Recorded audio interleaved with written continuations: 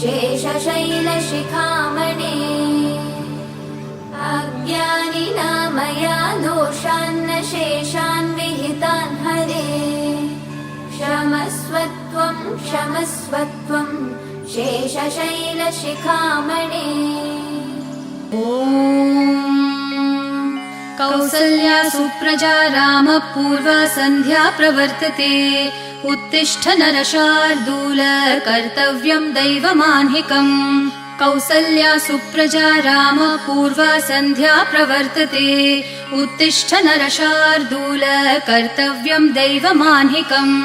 उत्तिष्ठोत्तिष्ठ गोविन्द उत्तिष्ठ गरुडध्वज उत्तिष्ठ कमलाकान्त त्रैलोक्यं मङ्गलं कुरु। उत्तिष्ठोत्तिष्ठ गोविन्द उत्तिष्ठ गरुडध्वज उत्तिष्ठ कमलाकान्त त्रैलोक्यं मङ्गलं कुरु।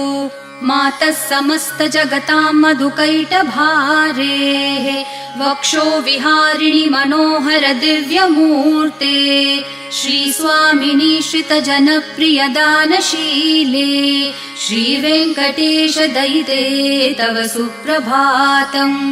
मातः समस्त जगतां मधुकैटभारेः वक्षो विहारिणि मनोहर दिव्यमूर्ते श्रीस्वामिनि श्रितजनप्रिय दानशीले श्रीवेङ्कटेश दयिते तव सुप्रभातम्। तव सुप्रभातमरविन्दलोचने भवतु प्रसन्नमुखचन्द्रमण्डले विधिशङ्करेन्द्रवनिताभिरर्चिते वृषशैलनाथ दयिते दयानिधे। अत्र्यादिसप्तऋषयः समुपास्य सन्ध्याम् आकाशसिन्धुकमलानि मनोहराणि आदाय पादयुगमर्चयितुं प्रपन्नाः शेषाद्रिशेखर विभो तव सुप्रभातम्। पञ्चाननाब्ज भव षण्मुखवासवाद्याः त्रैविक्रमादिचरितं विबुधास्तुवन्ति भाषापतिः पठति वासरशुद्धिमारात् शेषाद्रिशेखर विभो तव सुप्रभातम्। ईषत्प्रफुल्लसरसीरुहनारिकेलपूगद्रुमादिसुमनोहर पालिकानाम् आवाति मन्दमनिलः सह दिव्यगन्धैः शेषाद्रिशेखर विभो तव सुप्रभातम्। उन्मील्य नेत्रयुगमुत्तम पञ्चरस्था पात्रावशिष्ठ कदलीफलपायसानि भूत्वा सलीलमथ केलिशुकाः पठन्ति शेषाद्रिशेखर विभो तव सुप्रभातम्। तन्त्री प्रकर्ष मधुरस्वनया विपञ्च्या गायत्यनन्तचरितं तव नारदोऽपि भाषा समग्रमसकृत्करचाररम्यम् शेषाद्रिशेखर विभो तव सुप्रभातम्।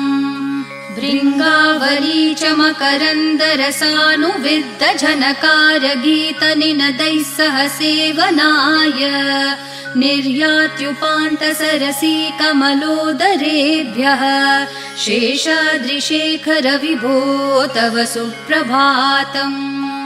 योषागणेन वरदग्निविमथ्यमाने घोषालयेषु दधिमन्थन तीव्रघोषाः रोषात् कलिं वदधते ककुभश्च कुम्भाः शेषाद्रिशेखर विभो तव सुप्रभातम्।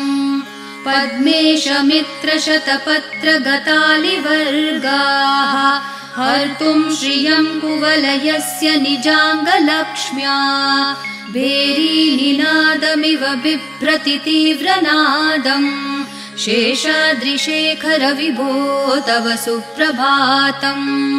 श्रीमन्नभीष्टवरदाखिललोकबन्धो श्री श्रीनिवास जगदैकदयैकसिन्धो श्रीदेवतागृहभुजान्तर दिव्यमूर्ते श्रीवेङ्कटाचलपते तव सुप्रभातम्। श्रीमन्नभीष्टवरदाखिललोकबन्धो श्री श्रीनिवास जगदेकदयैकसिन्धो श्रीदेवतागृहभुजान्तरदिव्यमूर्ते श्रीवेङ्कटाचलपते तव सुप्रभातम्। श्रीस्वामी पुष्करिणिकाप्लवनिर्मलाङ्गाः श्रेयोर्थिनो हरविरिञ्च सनन्दनाद्याः द्वारे वसन्ति वरवेत्रहतोत्तमाङ्गाः श्रीवेङ्कटाचलपते तव सुप्रभातम्। श्रीशेषशैलगरुडाचलवेङ्कटाद्रिनारायणाद्रिवृषभाद्रिवृषाद्रिमुख्याम् आख्याम् त्वदीयवसतेरनिशम् वदन्ति श्रीवेङ्कटाचलपते तव सुप्रभातम्।